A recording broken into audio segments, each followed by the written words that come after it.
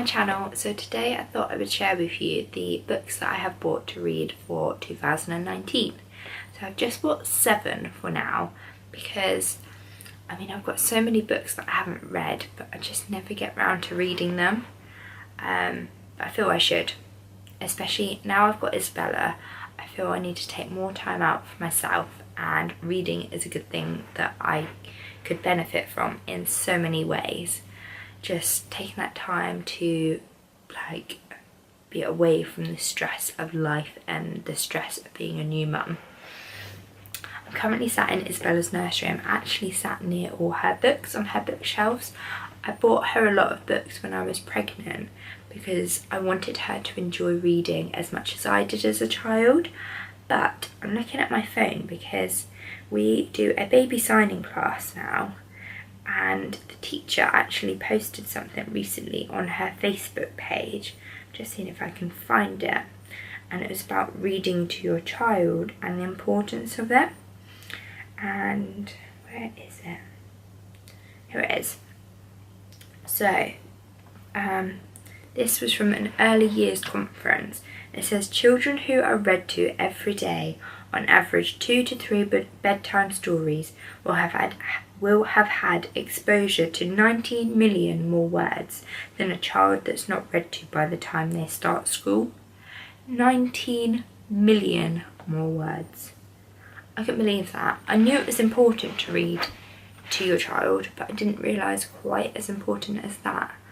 Obviously it's so important for them to hear all these words, because the only way they're going to learn them is if they hear them. So we try to read to Isabella every night. We try to do the routine of bed, book, milk, bed. Sometimes it works out like that, but it doesn't. I can't say that we're perfect. We don't follow that routine every night. Things get in the way. Sometimes Isabella's overtired, and there's no point trying to read to an overtired baby because they just don't have any of it. They just get ratty.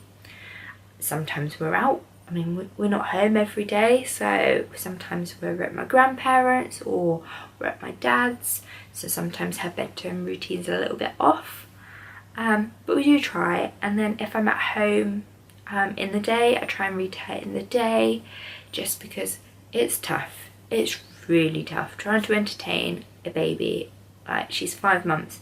She's very keen to have your attention, shall we say. She wants to play constantly, and you're going from one toy to another toy to another toy. So reading's quite a good way of just relaxing both of you just for a little bit.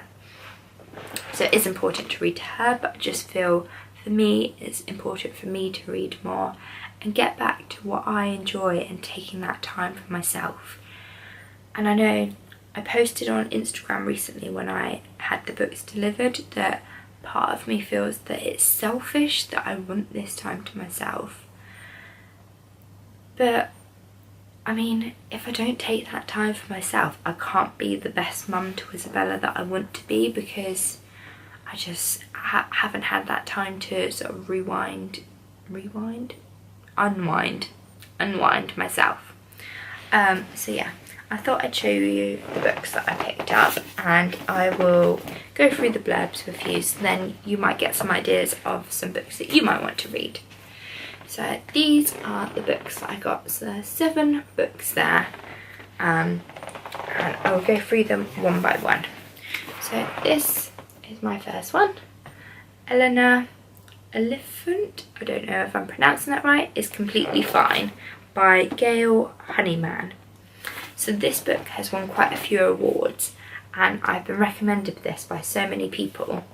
And so it's Eleanor Elephant leads a simple life. She wears the same clothes to work every day, eats the same meal deal for lunch every day, and buys the same 2 bottles of vodka to drink every weekend.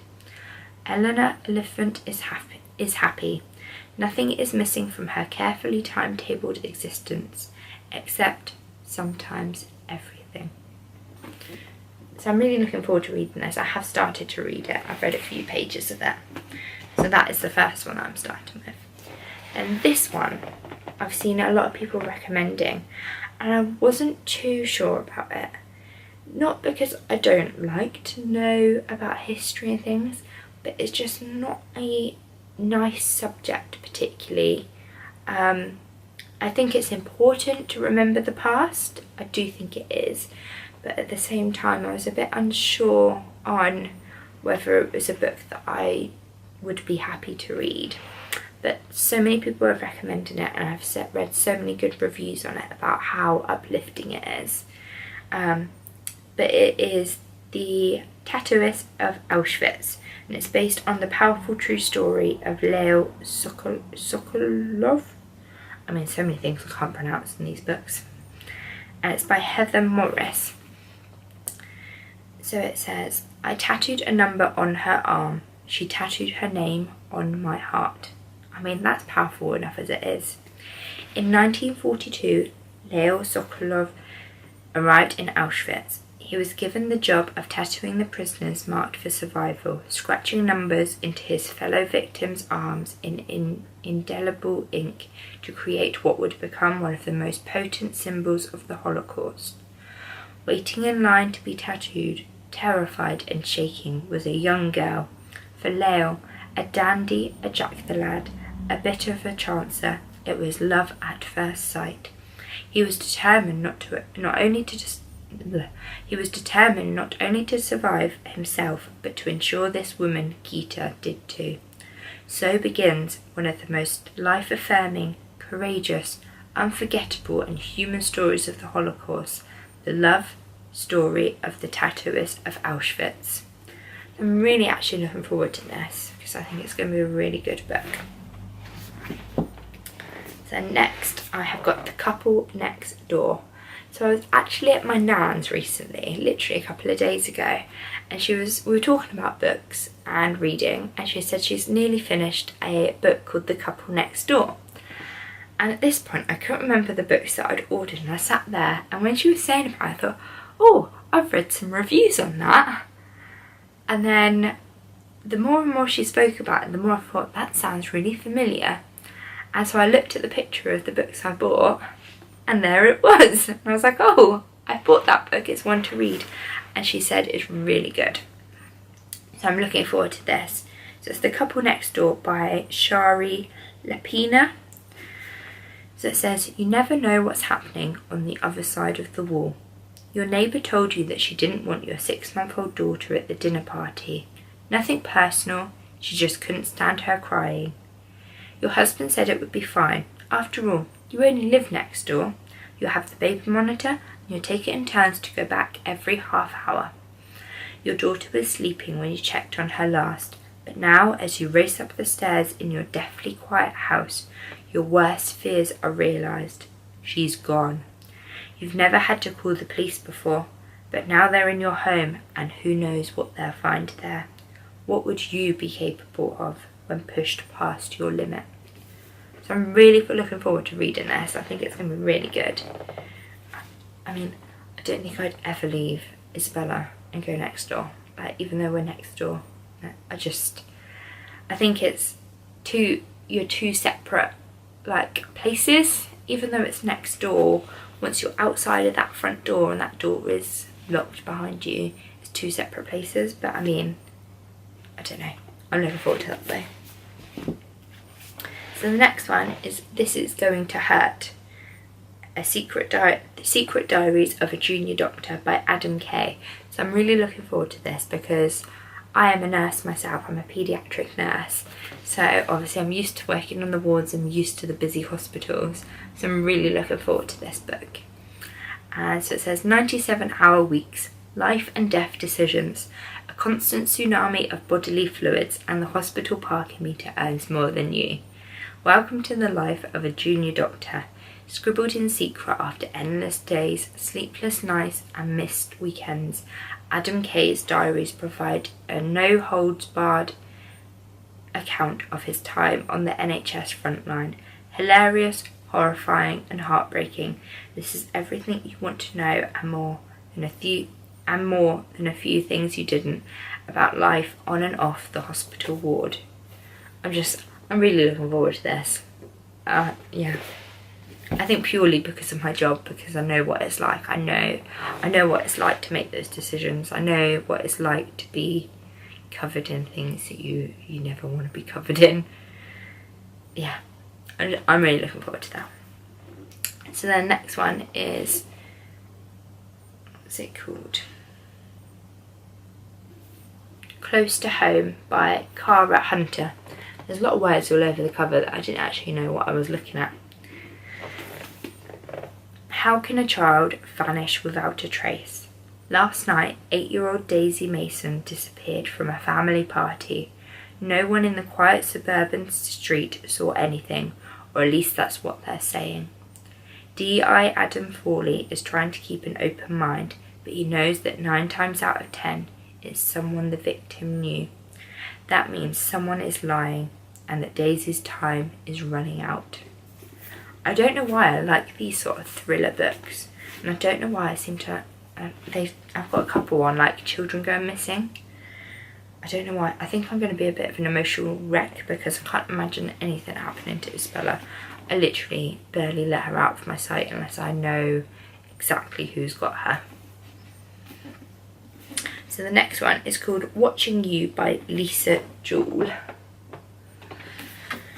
And it says, you're back home after 4 years of working abroad. You're keen to find a place of your own, but for now you're crashing in your big brother's spare room. And then you meet the man next door. He's the head teacher at the local school, twice your age, extraordinarily attractive. You find yourself watching him all the time. You never dreamed that your innocent crush might become a deadly obsession, or that someone is watching you. I just thought that sounded really cool. And then by the same author, I've got Then She Was Gone. And it's one of these covers that is, so it's called Then She Was Gone, but it says Then a Missing Girl. And then